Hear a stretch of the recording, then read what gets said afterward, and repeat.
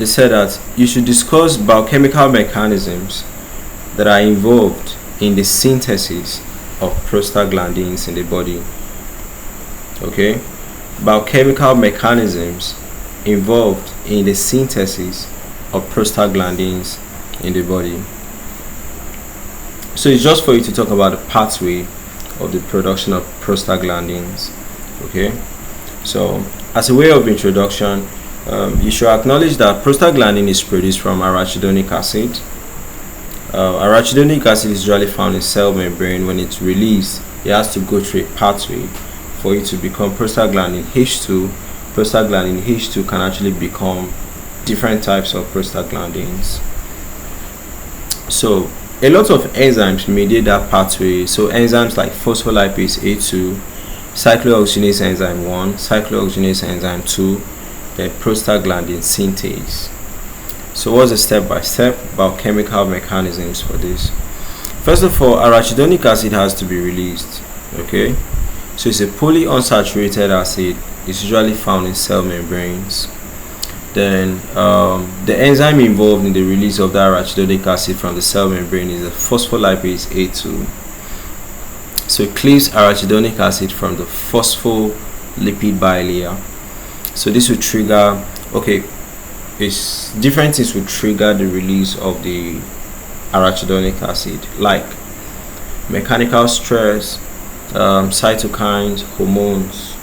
Okay, then next, the arachidonic acid has to pass through the cyclooxygenase pathway, where it will be acted upon by the cyclooxygenase enzyme 1 or the cyclooxygenase enzyme 2. Okay, so arachidonic acid becomes prostaglandin G2, okay, via the COX activity.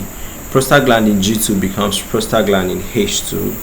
Okay, so prostaglandin H2 now can become different types of prostaglandins, depends on what is on ground.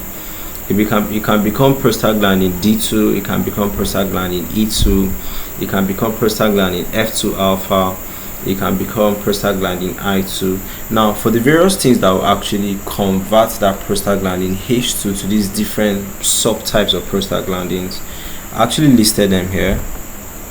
Okay, sleep regulation, allergic responses, fever, pain, inflammation. I listed all of them here. Okay, so when you get the video, you look at it.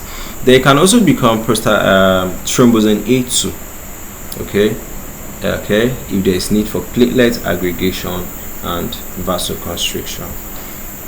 Regulation feedbacks is cyclooxygenase enzyme 1 maintains homeostatic function, while cyclooxygenase enzyme 2, when it comes in, it's rather what inflames or promotes inflammation. Okay, it mediates pain and it causes fever. Okay, so we'll study this so that when we start talking about the non-steroidal anti-inflammatory drugs, it will flow. Okay, to be easier to comprehend.